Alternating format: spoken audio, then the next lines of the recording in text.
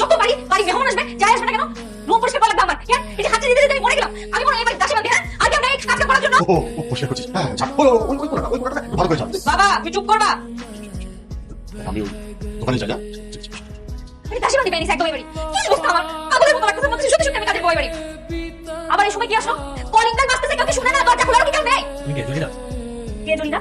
ও সেটা বলছি না। জরিনা কে আর মর্জিনা কি উল্টা পাল্টা কথা বলতেছেন? আর তুমি বাসা কাজে বউ না? আমি বসে কাজে বউ মানে? বলছি তোমার সাথে কথা বলে লাভ নেই। চলো। নাকি আপনার বাসা কাজে বউটা তুমি বেদো একদম লাইয়ে দিয়ে মাথা তুলে আমি কখন এরকম বেদো কাজে বউ দেখিনি। এই কাজে বউ নেই, এই কাজে বউ কে? কার কাজে বউ বলেন আপনি? ও কাজের বউ হতে যাবে কেন? ও আমার মেয়ে নাদিয়া। ও তোমার ঘর বসা ছিল তো তাই নোংরা হয়ে গেছে আর কি। সরি আসলে দেখতে কাজে বউর মতো লাগছে তো তাই বুঝতে পারিনি, সরি। মা মা কি এরকম চিৎকার করছিস কেন? আচ্ছা বাচ্চা ছেলেটা কি এসেছে? বাচ্চা ছেলে? কিসের বাচ্চা ছেলে? যে দেখো বুড়া এক ঘাম এসেছে, এরকম লম্বা তাল গাছের মতো একটা ছেলে, এই ইয়াং ছেলে আমাদের বাড়িতে থাকবে? তাহলে তো আমি বাড়িতে থাকবো না, তোমাকে ক্লিয়ার করে দিলাম। আমি একটা ইয়াং এরকম একটা ছেলে যদি আমাদের পাশে থেকে আমি নিজে চলতে পারবো? তো বাবা আসুক দেখি না, তো বাবার সাথে কথা বলি, তোর বাবা কি বলে? বাবাই তো চলে যাও তাই না? বাবা যদি তোমরা এত জোরে জোরে কেন কথা বলছো? আর ওই ছেলেটাকে নিয়ে আশেপাশে কথা বলছিস, ওই ছেলেটা তো ড্রাইভিং বসে সবকিছু শুনে ফেলেছে। শুনে ফেলেছে? শুনে তো ভালোই হয়েছে, শুনে শোনো আমি কি ভুল কিছু বলেছি? আমার কথা শুনে যদি কেউ চলে যেতে চায় তাহলে চলে যেতে পারে, এখানে কেউ কাজ হবে না। আমার বন্ধু ওই শফিক ফোন করে বলেছিল যে ওই ওর বাবুটা শহরে আসবে। দাদা আমি আবার মনে করলাম যে বাবু যখন বলছে এটা ছোট ছেলে হবে, কিন্তু এখন আসার পরে দেখছি বড় ছেলে। না আমার কি দোষ? বাবা। আচ্ছা ঠিক আছে, ছেলে ছোটই হোক আর বড়ই হোক, এসে যখন বলেছে এখন তো কিছু করা যাবে না, থাকুক না কিছুদিন। নাম কি তোমার?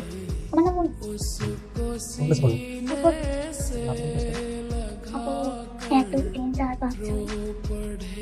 এই কি ব্যাপার? এই আপনি আমার রুমে এখানে কি করেন? হ্যাঁ ওই যে বন্ধুকে দেখে বলতেছে তাই ওর সাথে তুমি বলে আসো। আপনার এত পরিচিত হবেন না, আপনি আপনার রুমে যান, নিজে দাসী বান্ধি সাইজে আপনার রুমটা সুন্দর করে পরিষ্কার করে রেখে আসছেন। আরেকটা কথা, আপনার কিন্তু এখন থেকে কিছু কাজ আছে, সেগুলো পালন করতে হবে। কালকে থেকে আপনি মুনিকে পড়াবেন, জি আচ্ছা। আর কালকে থেকে আপনি মুনিকে স্কুলেও নিয়ে যাবেন। আপনি তো কি স্কুলে নিয়ে যেতাম? মানে আপনার কি আমাকে দেখে স্কুলের বাচ্চা মনে হয়? আমি ইউনিভার্সিটিতে পড়ি। ওইটাই কি মানে আপনি কি ভার্সিটিতে নিয়ে যেতাম? জি না, আপনাকে যতটুকু দায়িত্ব দেওয়া হচ্ছে আপনি ঠিক অতটুকুই পালন করেন, ঠিক আছে? আমাকে নিয়ে আপনার ভাবতে হবে না। ফারুক কাকা, গতকাল আমাদের সেল কত হয়েছিল? গতকালকে তো কাকা 7,050 টাকা। কি? না 9,050 টাকা। এই দোকানে মানে এই ব্যবসার টাকা দিয়ে কিন্তু আমার সংসারটা চলে। আর আমি ভেবেছিলাম আমি মরার পরে মনে হয় তুই এই দোকানে ঘাটা ধরবি, কিন্তু তোর যে কার্যক্রম কাজ যেভাবে করিস আমার মরার পরে 10টা দিনও মনে হয় না তুই এই দোকানটা চালাই দেবেন। কিন্তু কি বলেন কাকা, আপনি তো মনে দেখেন না, আমি দুষ্টুমি করছিলাম আর কি। আমার ভাষা করবেন কাকা, আমি এত বছর ধরে ছেলে দেখা দেখা করে আসছি। ভাইয়া বেশ পড়াশোনা কেমন হলো? আসলে কথা বলবো ওকে শ্বশুর স্কুলে কে নিয়ে আসলো রাখলে কেমন?